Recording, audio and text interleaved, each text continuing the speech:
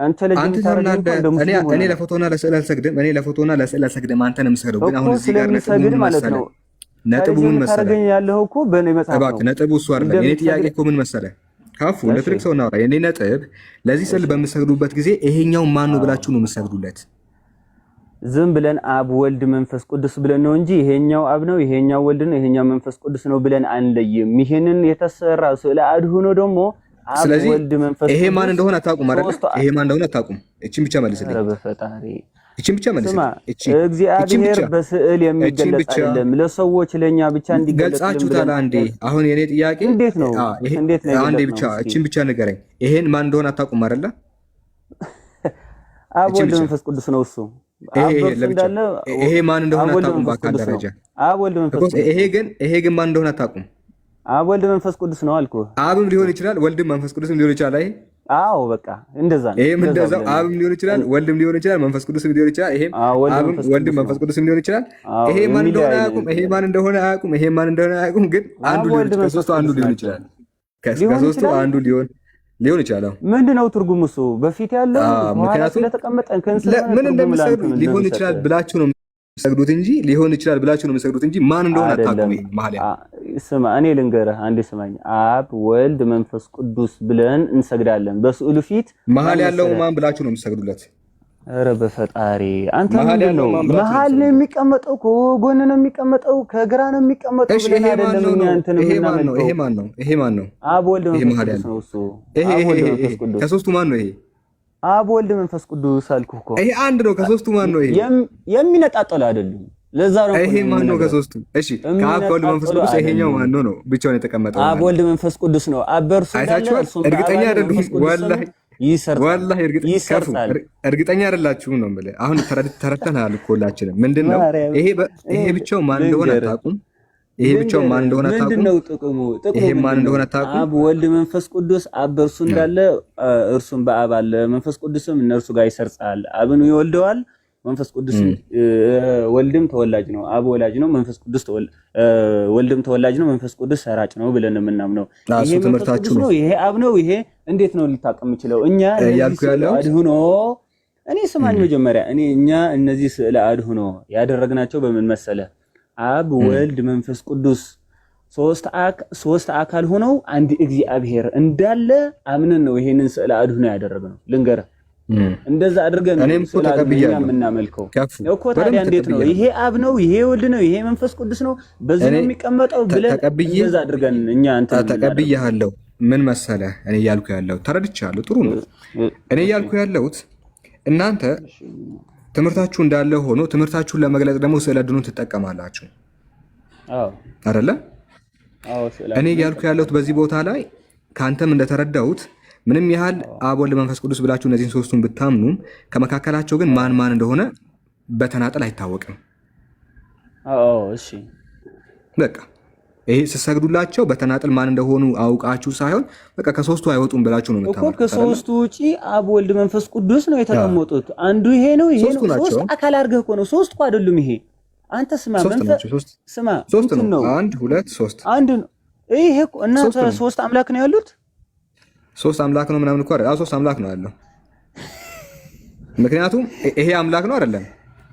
እሺ ምን አምላክ ነው አይደለም? ይሄ መንፈሱ ነው። አዎ የእግዚአብሔር አምላክ ነው አይደለም? ይሄ ብቻውን አምላክ ነው አይደለም? ብቻውን አይደለም፣ የሚለይ አይደለም ከነሱ አይደለም። እሺ አትለይ። እሺ ይሄ አምላክ ነው አይደለም? ሶስቱም አምላክ ናቸው። ድገሙ። ሶስቱም አንድ አምላክ ናቸው።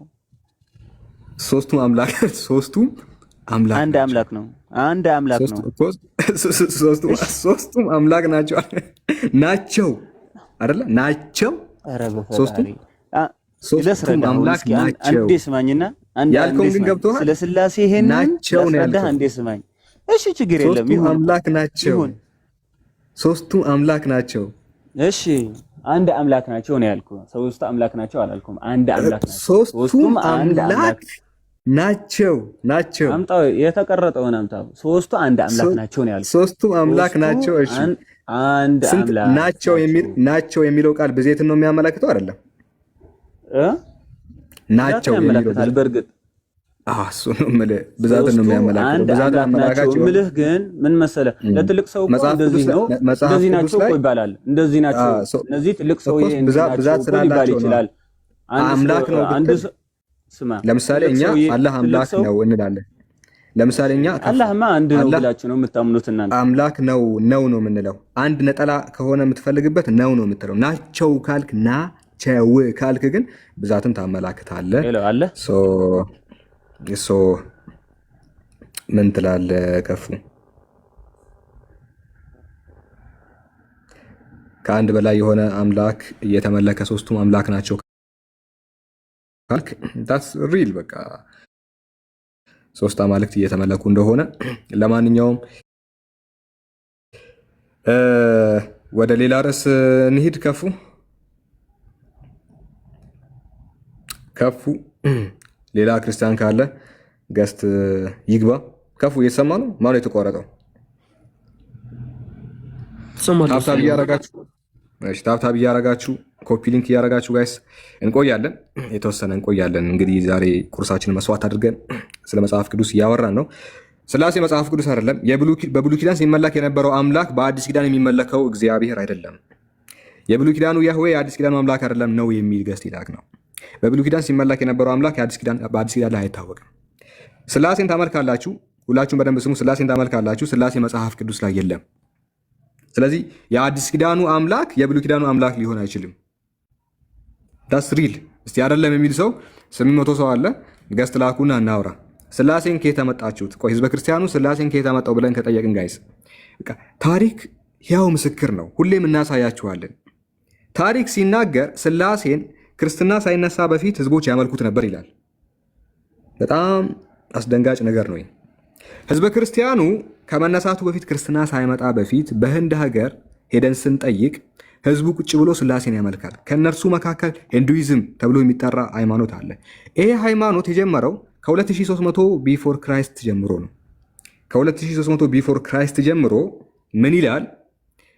እነዚህ አካላት ትሪሙርቲ ተብሎ የሚጠሩ አካላት ይሄ እንደ አብ ይጠራል። ፋዘር ሰን እንደ ሆሊ ስፒሪት ተብሎ ይመለክ ነበረ። የት? በህንድ ዘመን በህንዳውያን ዘንድ በሂንዱይዝም ቤተ እምነት ውስጥ እነዚህ ሶስት አካላት እንደ ስላሴ ሲመለኩ ነበረ። ወደ ሌላም ቦታ ስንሄድ ቅድመ ክርስትና ፋሪሳውያን የራሳቸው ስላሴ ነበራቸው።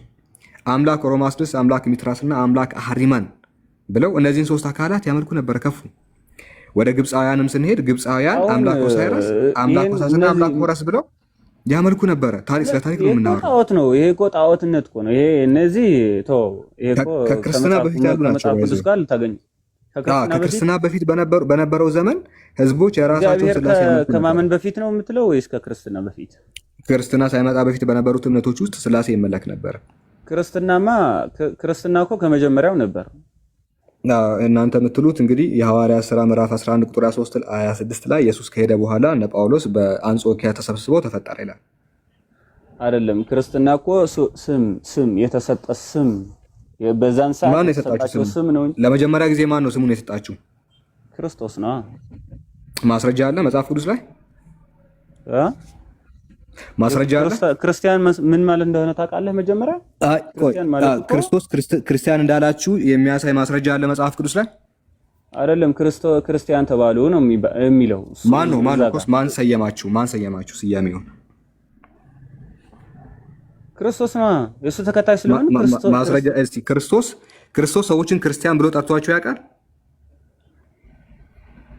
በስሜ ሄዳችሁ ዓለምን ሙሉ እንዲህ ስበኩ አላላችሁ? ስሙ ምንድነው? ጥምቀት በማን ስም ነው ሳይሆን እሱ ስለ ጥምቀት ነው። የሐዋርያት ሥራ ላይ ስለ ጥምቀት ነው የሚናገረው። እኔ እያልኩ ያለሁት ሃይማኖቱን ክርስቲያን ብሎ ጠርቶት ያውቃል ወይ?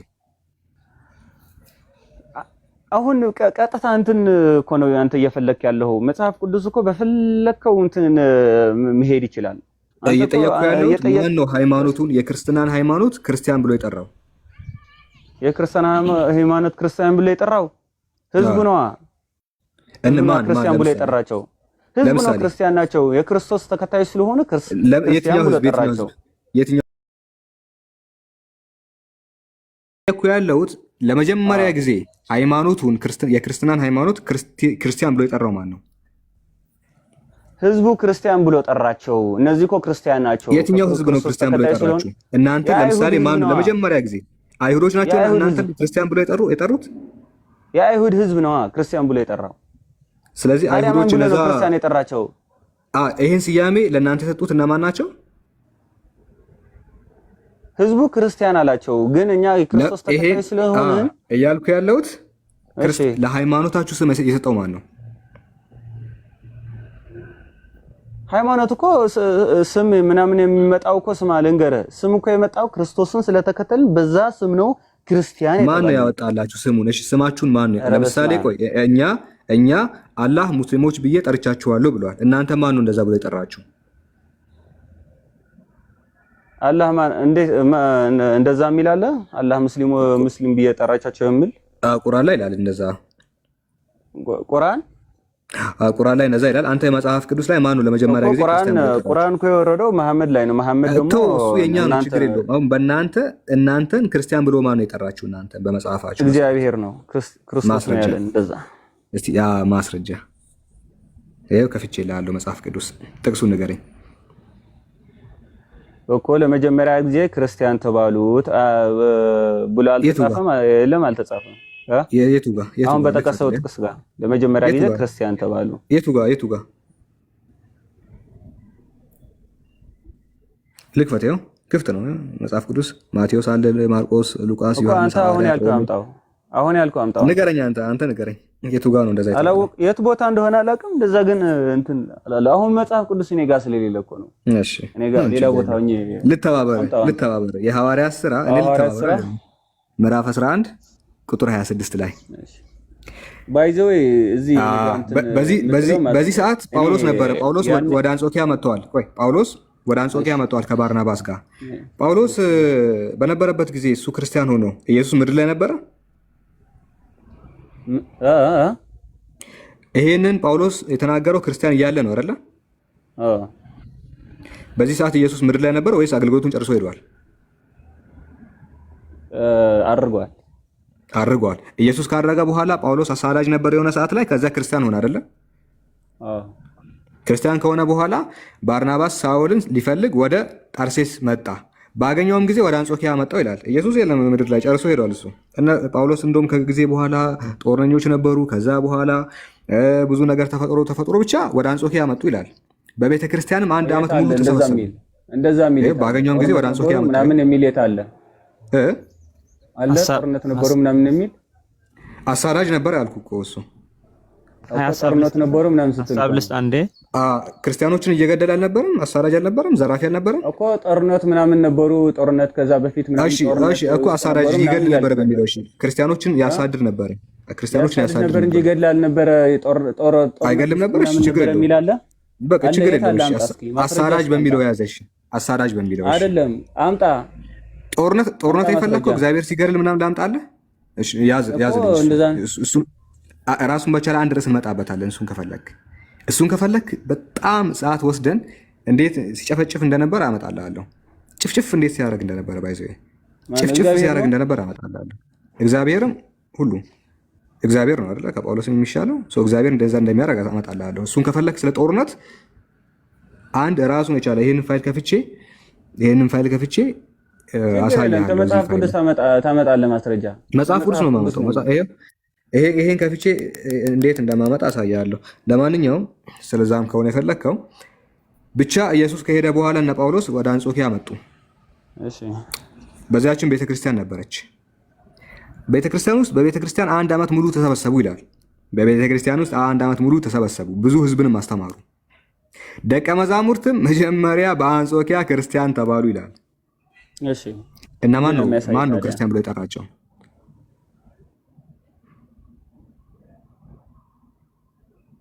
ማን ነው ክርስቲያን ብሎ የጠራቸው?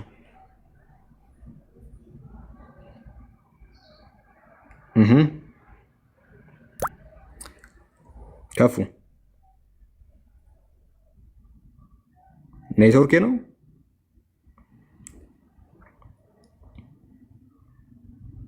ተናገራ ጎንደር ሀሳብ አለ አንተ ከታች ያለው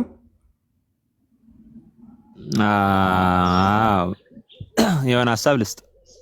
ማን ነው ለመጀመሪያ ጊዜ ክርስቲያን ብሎ የጠራችሁ? ከፉ ተመለስ አንተ። ማን? እናንተ ክርስቲያን ነህ አንተ? አዎ ክርስቲያን ነኝ። ማን ነው ስያሜውን የሰጣችሁ?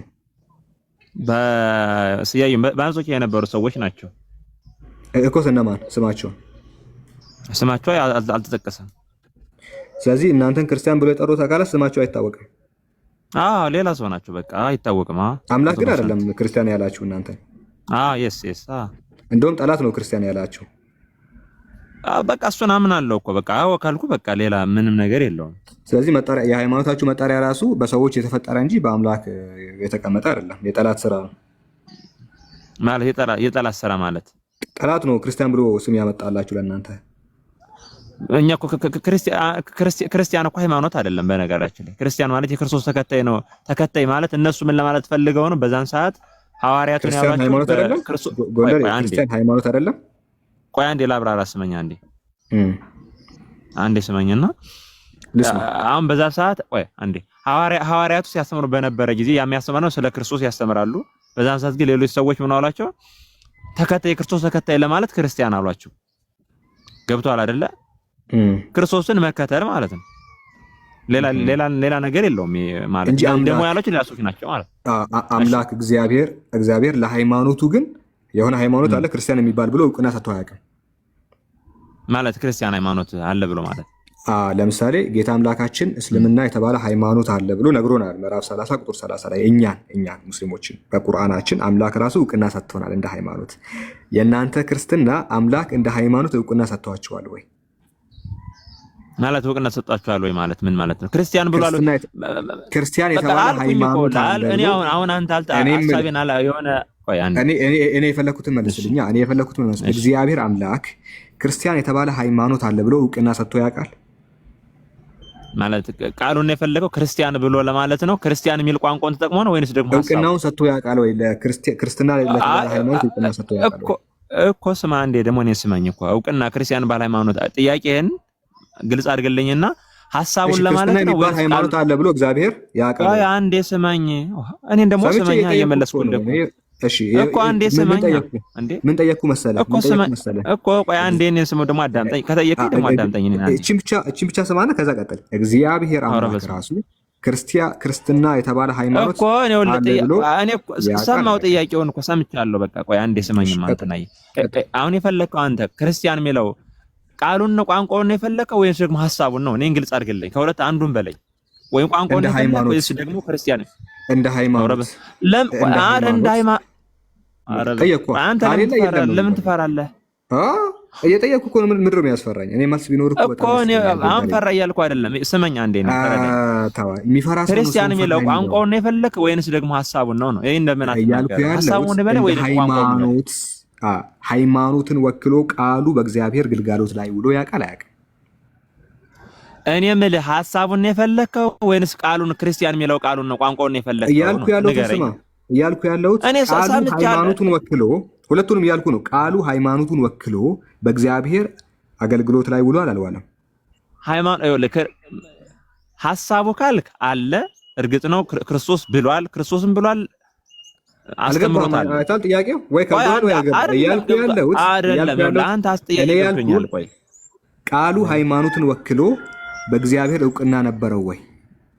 ቃሉ ክርስቲያን የሚለው ቃል እግዚአብሔር አልተናገረውም። በቃ 100% ተነገረ። ክርስቶስም አልተናገረም። ክርስቲያን የሚል ቋንቋም ክርስቶስ መጽሐፍ ቅዱስ ላይ አላስተማረም ማለት ነው። ግማሽ መልሰሃል፣ ግማሹ ይቀረኛል እያልኩ ያለው ጥሩ እኮ ነው። መልሰሃል። ኧረ አሁንም ግማሽ መልሰሃል ሳይሆን አሁንም መሰክርልሃለሁ።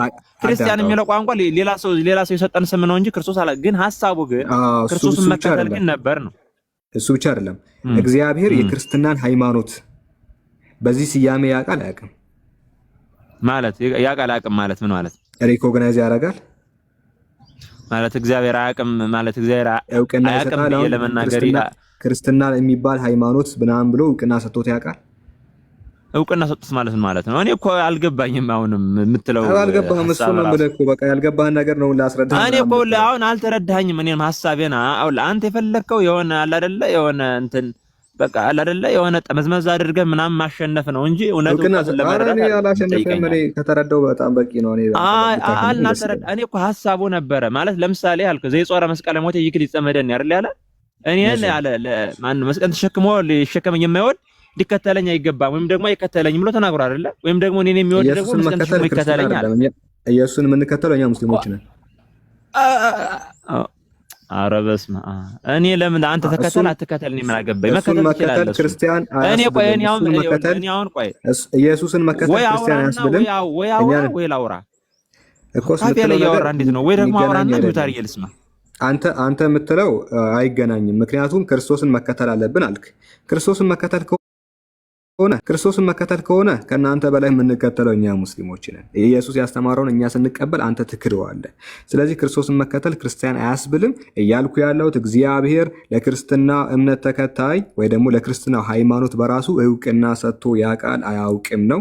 እግዚአብሔር አያውቅም ብለሃል። ስለዚህ እምነታችሁን ሪኮግናይዝ ያደረጉት ጠላቶች እንጂ አምላክ አይደለም። አምላክ እንኳን የማያውቀው እውቅና ያልሰጠው ሃይማኖት ክርስትና ነው። እኔ ቆይ አንዴ በቃ አሁን ሳማዋራ አንዴ የሚውት አድርግና ደግሞ እኔን ስማኝ ደግሞ ማለት አንተ ብቻ ካወራ ምንድነው ማለት የኔን ሐሳብንም እንኳን አልሰማኝም። አሁን መሰለህ ጥያቄ ላይ አሁን እዚህ ስንጠያየቅ ለማሸነፍ ምናምን አይደለም፣ እውነታውን ለመግለጥ ነው የተፈለገው አይደለ ወይ? ደግሞ ብሽቅ ከሆነ ዝም ለበሽቅ ከሆነ ይቅርብኝ በቃ ምን ያደርግልኛል? እኔ እዚህ ጋር የምደረቅ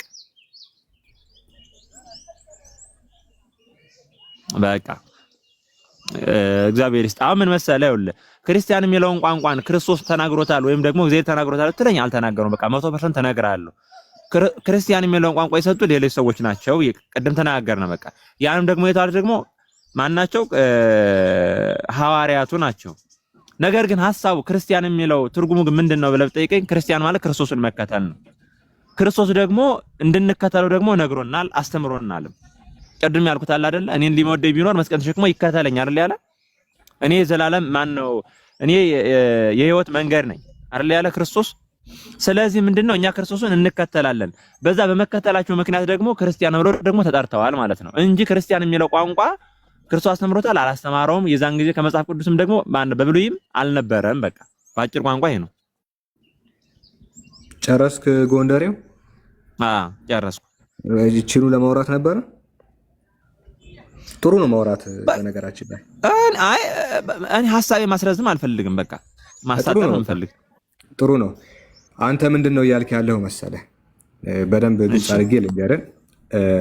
ክርስትና የሚለውን ቃል ኢየሱስ ተጠቅሞታል ወይ ለሃይማኖቱ ብለን ከጠየቅን አልተጠቀመውም። እግዚአብሔርም ክርስትና ብሎ አልተጠቀመም።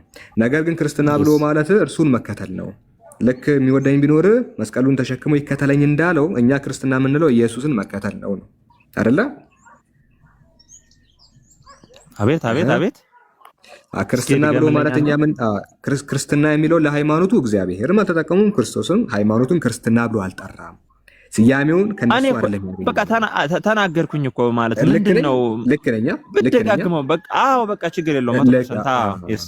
እግዚአብሔርም ኢየሱስም ሁለቱም ለሃይማኖቱ ክርስትና የሚል ስያሜ አልሰጡም። ስለዚህ ስያሜውን ከአምላክ አይደለም ያገኘ ነው። ይልቁንም ግን ጠላት ነው የሆነ አካል ነው ያወጣልን እንጂ አምላክ አላወጣልንም። ባይሆን ግን ክርስትና የምንለው እኛ ኢየሱስን መከተል ነው እያልክ ያለኸው። ትርጓሜው እንደዛ ማለት ነው። ያው ከሆነ መጥፎ ዜና ልንገርህ። የመጀመሪያው ጥሩ ነው አፈርም ማረግህና መስማማትህ ክርስትና የሚለውን አምላክ እንዳላወጣላችሁ ይልቁንም ደግሞ ምህረተ አብ አሰፋ እንዳላወጣላቸው አንተም አዳምጠኝ። እያደ ሰማሁ ግን አንተ ወላሂ ነትስኒ እየሜ ጨሉ መዳቲ ወንብር